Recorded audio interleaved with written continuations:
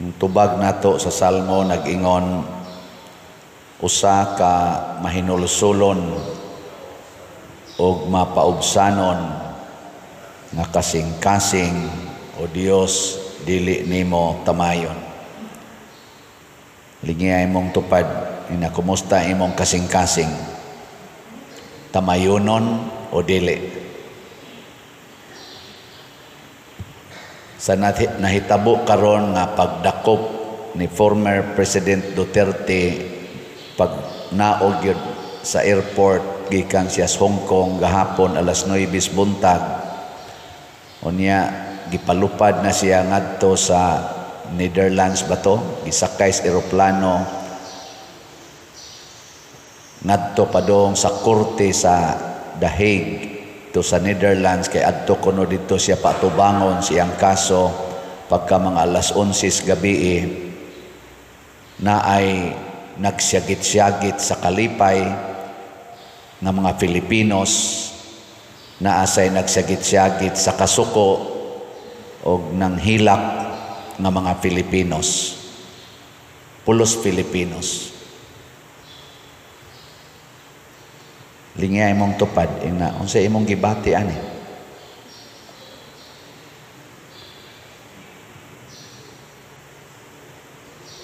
Former President nga sa iyang build, Luzon, Visayas, Mindanao, daghan kay mga infrastructures, labi na gyud mga road concreting and widening, mga bridges nga nahimo niya.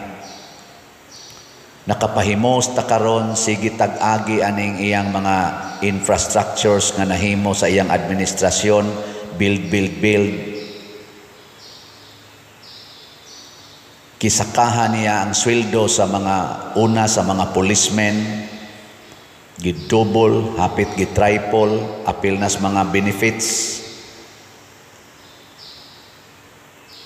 Ang mga government employees, gitaasan ang mga sweldo, mga benepisyo, mga senior citizens.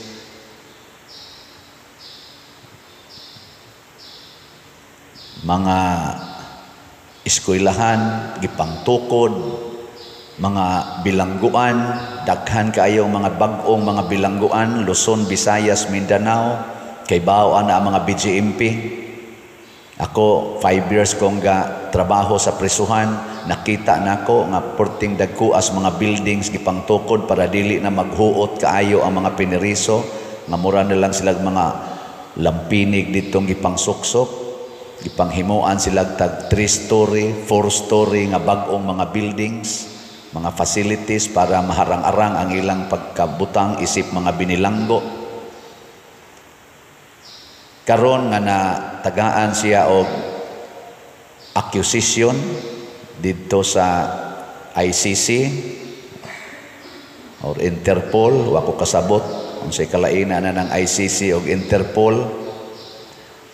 Gidakop siya without actual physical warrant of arrest o gitransport siya ngadto sa Netherlands kuno aron adto moatubang siyang kaso nga wa gani bisan usa ka korte sa Pilipinas nga mi-order ni ana nga i-transport siya.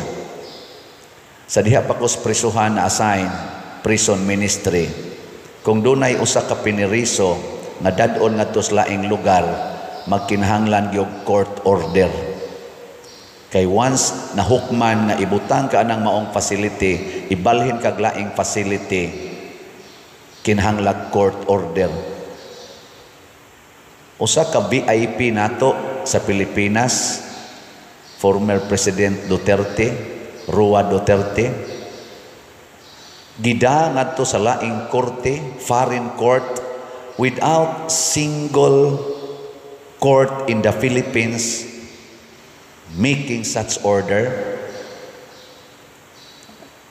Unsay imong gibati?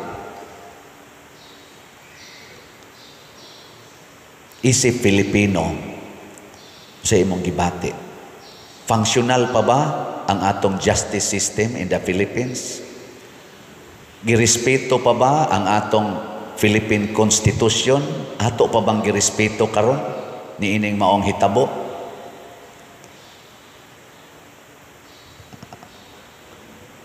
Doon na ba'y presidente sa Pilipinas nga nagbuhat ani ngadto sa mga VIPs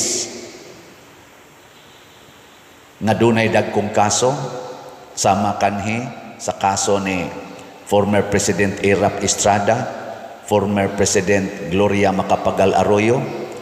Giingon ba ani sila pagtratar sa ilang mga kaso nga giatubang sa una? Muna diri sa atong unang pagbasa, ang hari sa Ninive bato o kasing-kasing. Iya sang gipatakdan ang iyang katawhan. Nahimo silang hardened sinners. Nga hasta ang Ginoo di na makadawat sa ilang mga sala. Pero ang Ginoo kay maluluyon man, mipadala gyapon siya og iyang mensahero. Gitagaan sila 40 days. Bisan gani si Jonas, kanis propeta Jonas, kaning gihisgotas first reading, wa na ni siya ganahi sa Ninive.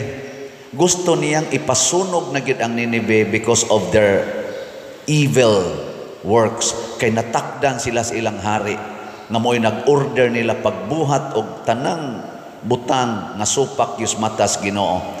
Mao to si Jonas sa dihang primerong gisugo siya sa Ginoo, wa siya ni sakay sa barko nga padong sa Ninive. Ang iyang gisakyan nga barko padong sa laing lugar, pero gibagyog maayos Ginoo, gibagyog maayo.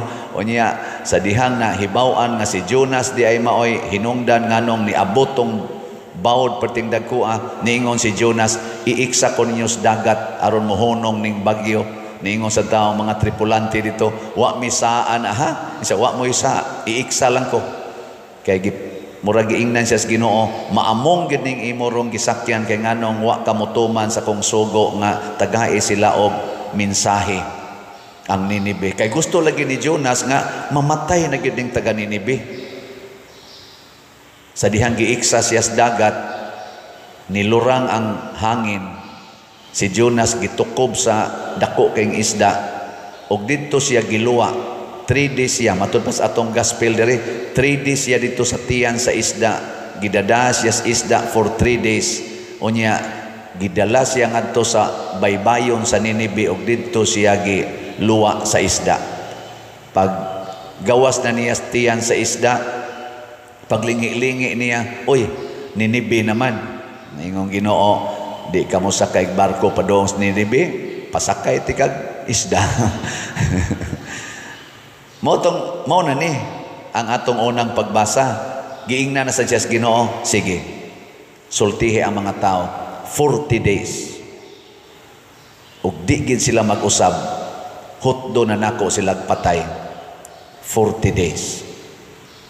Ang Ninive dako kayo nga syudad, nga matod pa diri sa unang pagbasa, kun imong baktason tadlas lang niya, kanamang imo lang lakahon ba nga mo cross kaniya 3 days. Kinahanglan 3 days. Imagine ninyo, 3 days maglakaw ka, pila ka kilometro imong ma-travel. So, dinhis Pilipinas, murag wa pa ko kakitag syudad nga kung imong tadlason, 3 days ka una ka moabot sa Pikaside. Wa ano? Ang abot na aba. Bisan patingalig Metro Cebu, kay gikan dinhig lakaw ni padong dito Cebu City, bisag moabot pa ko ngadto sa Naga City. Gikan din di ginakaabot 3 days. So, purti kitang dakua kitingali.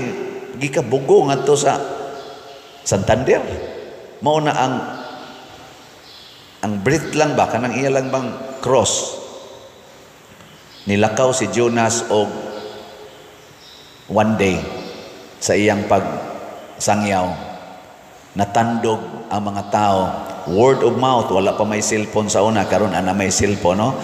Kuan raman to, group chat raman dayon ni nato karon. Ana i-live day nato.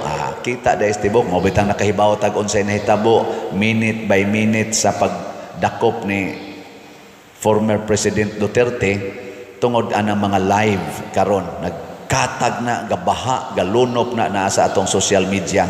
Di na lang ko mo detalye kamo nalay tan-aw diha. Unsa may nahitabo? Change of heart. ang mga tao nga nakadungog naghinulsol, nagbasol og ilang gisi ang ilang mga sapot og nagsulob sila sako, wa na sila mukaon. Niabot ang maong notice ngadto sa hari sa Ninibe, sa presidente sa Ninibe, og ang maong notice nakatandog sad sa kasing-kasing sa hari.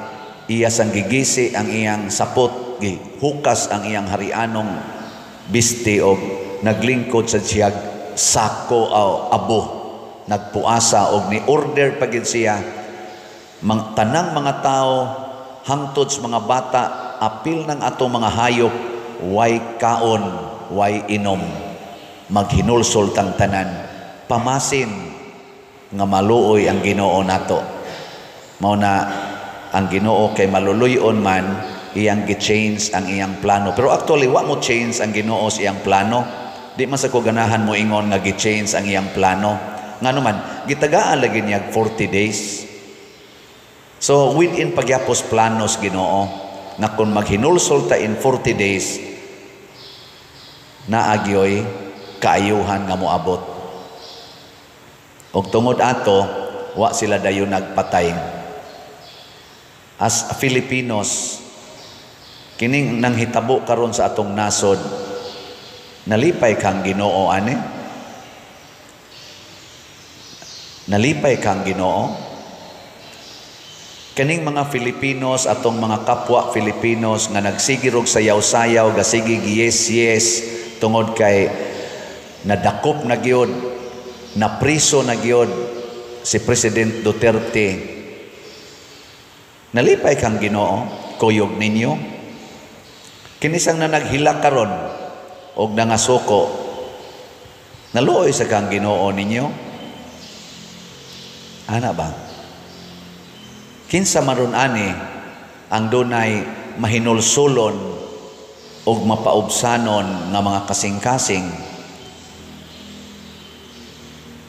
Duha ka hitabo sa atong nasod nga makapa-attract nato.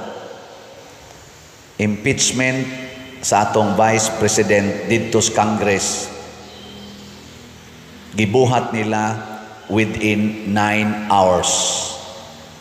Na-impeach ang Vice President sa Congress within 9 hours. Di ba? Guinness Book of Record. Doon na ba'y Congress sa tibuok kalibutan ng mga nasod, nag-i-impeach nila ang impeachable officer in 9 hours? Na? Umot lang. Nya, karong bag-o, gahapon, gidakop, na way warrant of arrest,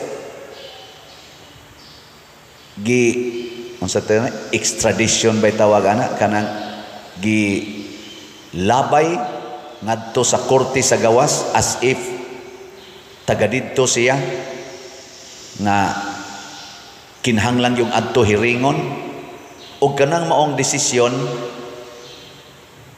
na finalize from gidakop man si President Duterte og 9 o'clock in the morning, pagka 11 in the evening lupad ng eroplano padong adto sa gawas. Sa ato pa final na ang desisyon, extradition ba na itawag ana sa among mga pari, exclaustration man na siya. Kanang ipagawa adto kaslain ng congregation. Pila man ka oras? 9 o'clock in the morning, 11 o'clock in the evening. Pila na ka oras? 14. In 14 in 14 hours na final ang maong desisyon. Nga way bisan usa nga korte sa Pilipinas nga mi-endorse nga maunay desisyon dinis Pilipinas sa Philippine Court nga kining particular criminal anha ni hiringon sa inyo. Naa man gid naunta kay i-endorse man na siya. Gikan gani sa kaning branches, diha man bangko sa una, trabaho. Ang usa ka branch dunay ipadang kaso ngadto sa laing branch or transaction ngadto sa laing branch na ang mangani ginay endorsement nga signed by authorized officer gikan aning branch ug moabot na ngadto sa laing branch di na dawaton kay hain man ang endorsement. Bisan kaming mga taga dinhi simbahan, ako gani karon moadto man kog Amerika kun madayon pa ni karong June 2 hangtod July 2 niya kay magmisa man ko dito na may mga schedule unsa may gipangayo pagpananghid nila dito sa ilang mga parokya padad-agid si Father og endorsement gikan sa iyang diocese ug mauni ang mga specifications kay di gani siya magdaan ning maong endorsement di siya dawaton dire. Kinsa kay ga-endorse nga ipada dito si President Duterte sa Hague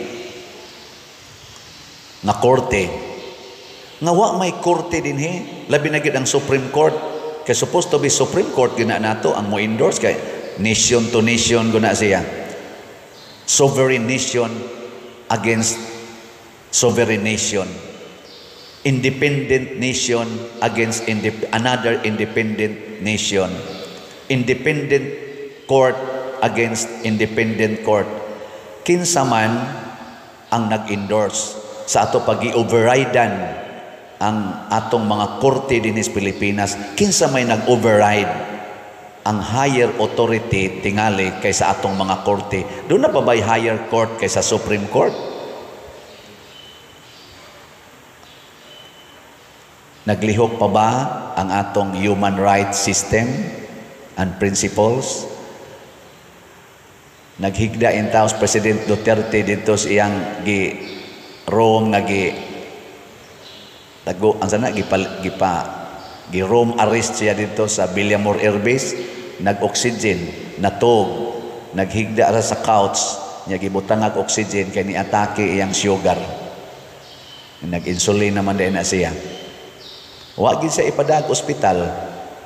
Di siya gusto mo sakay sa eroplano kay ang nindot ang hangyo sa mga pamilya, dadon usa siya sa ospital. Wa gyud, gialsa gid siya kay ibutang gyud sa eroplano. Naglihok pa bang atong human right? Naglihok pa bang atong due process? Kanay mga pangutana ni nato ba nga usahay kita mga Filipinos kung nahitabo ni sa usa ka former president, unsa na kaning nagwali, unsa na kanang imong tupad? Doon na pa kay balaod nga mo protektar ana kanang imong tupad. Unsa nakaha ang ato mga tao nga naa diha sa atong palibot katong atong gipang himuag balay. Doon na pa kay mo respeto sa ilang human right nga gani ang VIP sa atong nasod nga ang mga tao makakita manghilak pag adto ni President Duterte sa Hong Kong, gikan to siya sa Hong Kong rally. Pag adto gani pagbarog niya dito nang hilak ang mga OFW nga mitambong sa maong rally tungod sa gugma nila aning maong tao. Pero bisan gani pagpa-ospital lang, bisan gani 24 hours lang ihatag. Og dunay gipagawas kuno nga TRO unta ang Supreme Court, wa nakaabot kay pagkuha dito nila sa mga lawyer ni President Duterte, wa pa sila kakuha gani sa TRO, pero gitawagan na sila nga nanay TRO ipakuha na lang kay di lagi pwedeng mag cellphone lang. Kinahanglan ipakita gyud di mo tuo ang mga pulis kung wa gyud actual nga TRO gikan sa Supreme Court, pero nituo ang mga pulis sa text lang gikan sa ICC. Ang korte nga taga-ato mutawag nga di anay TRO, pick-upono na lang, dili tuhuan sa mga pulis. Pero ang text message nga gikan sa foreign courts tuhuan sa mga pulis. Unya ang giimposan na maong text mao ang atong VIP, usa sa atong mga VIPs din his Pilipinas. Doon na pa ba'y mandate o force ang giingon, we are here to serve and protect the Filipino people?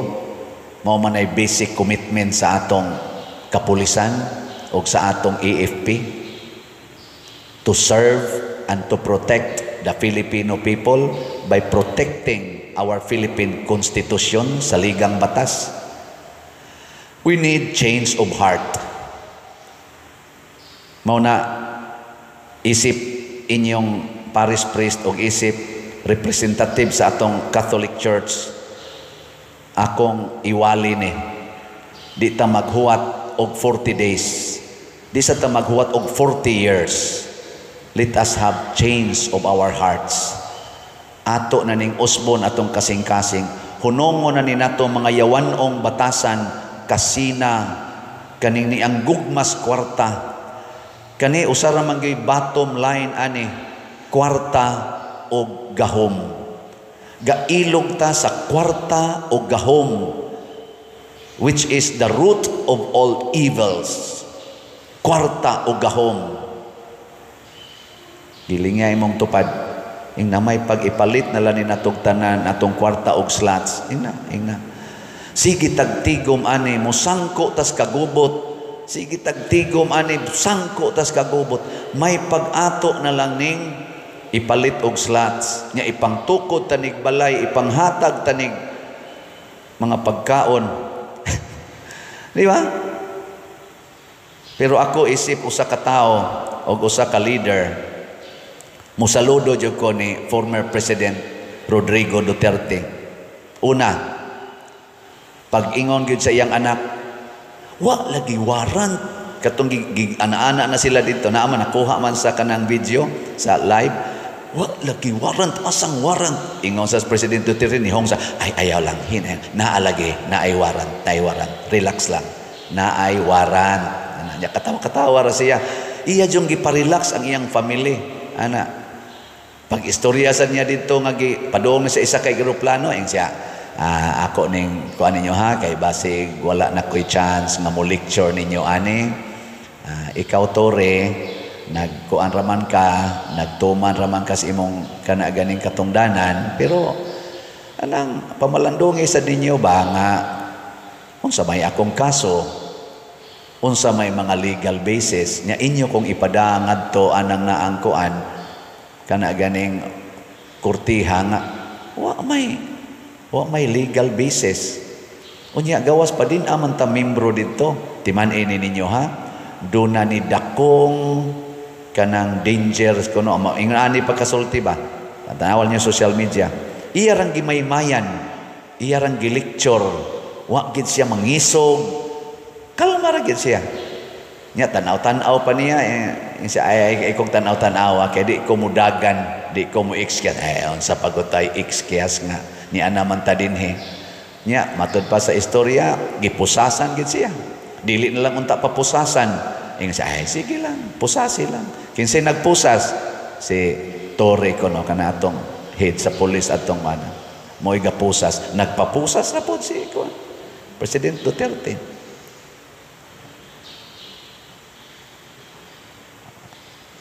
Di ba? Dalaygon nga buhat. Wa gani siya mo ingon sa mga tao, magkuanta, mag people power ta. Ang iya ra gyud, kalma. Agion ta ni, atubangon ko ni. Og iya na nang gibalik-balik pagsulti, ako'y siluti ninyo. Similar to this. Ako'y siluti ninyo. Kanang tanang gibuhat sa mga pulis, ayaw na sila pailig kaso. Ako mo ipailig kaso kay og nagtuman sila sa akong sugo, ako mo inyong silutan. Iya sang giduphan karon, ayaw mo, kalma mo. Iyang giingnan sa diyang pamilya, kalma lang mo. Muagi kita sa due process. Iagi tani sa balaod. Ayaw anang inisog, ayaw anang sedisyon, pero gichargean siya inciting sedition. Atong iampo, no? Gibalikas masad niya ng President Duterte kami mga pari, hasta ganing Santo Papa na to, iya mang gibalikas, hasta pag atong Ginoo iyang gibalikas, pero basig na siya change of heart.